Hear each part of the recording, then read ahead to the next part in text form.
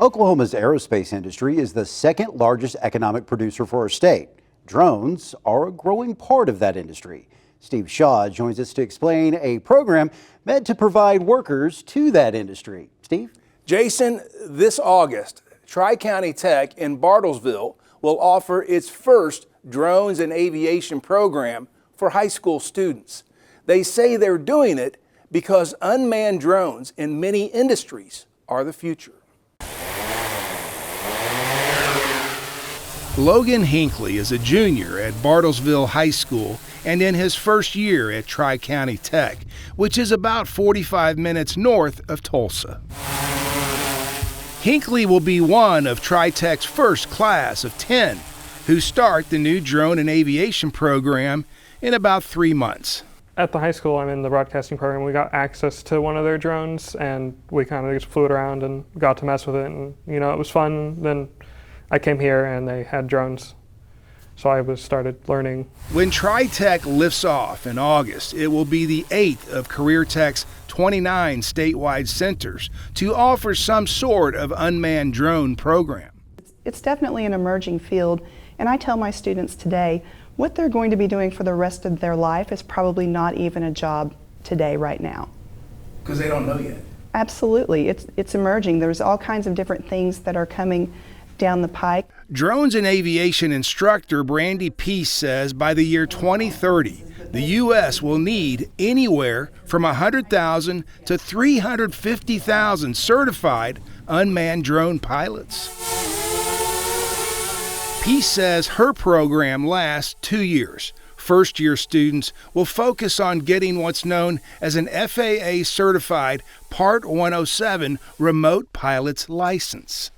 We will be purchasing some simulators for the students to use, and they'll start with the simulator, then they'll get a small drone and they'll fly the obstacle course here, and then we'll just progressively move up through the different drones that we have here in the classroom.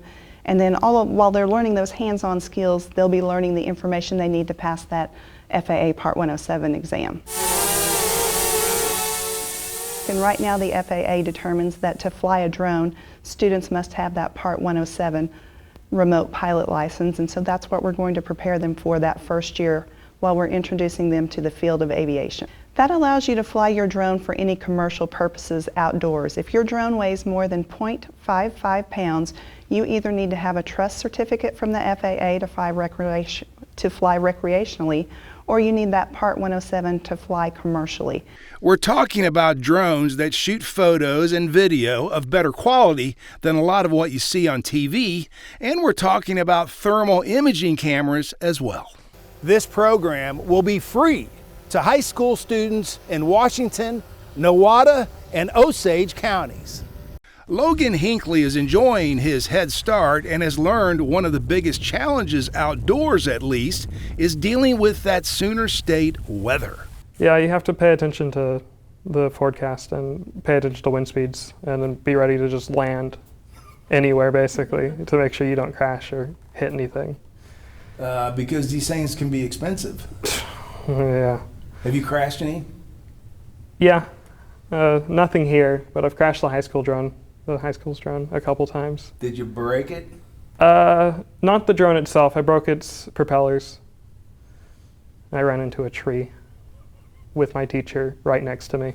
Instructor Peace says drones are being used right now in other parts of the world that will be commonplace everywhere very soon. They can deliver medicine with drones, they can deliver packaging with drones, they can go out and inspect highline wires, things that are dangerous for the average employee to be in. They can now replace that with drones. Instead of sending a human in a school shooter situation, they could send a drone in and have it look around the halls. You can have drones in firefighting operations, search and rescue. And really, I couldn't even list all the different ways that a drone can be used today. I'm hoping to do more of the film industry stuff because I like doing that side of it. But the thermal imaging stuff's fun and kind of cool, so I might try and see if there's anything with that I could do. What's the starting yearly salary for people that know what they're doing? From everything I've found, like 40 to 50,000. Starting, I think, at least. You could live on that? Yeah. We've had students who want to work in real estate and showcase homes for people, and we've had students who want to go work in the military, working on drones and in aviation. So it's been great. You have to be a lifelong learner if you're interested in drones because it changes so rapidly.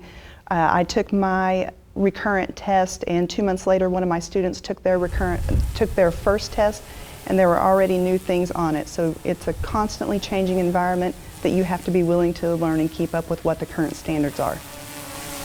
Just to reiterate, these students will start with simulators. Then they get to actually work with unmanned drones, so hopefully crash landings like the one Logan Hinckley endured will be kept to a minimum. Jason?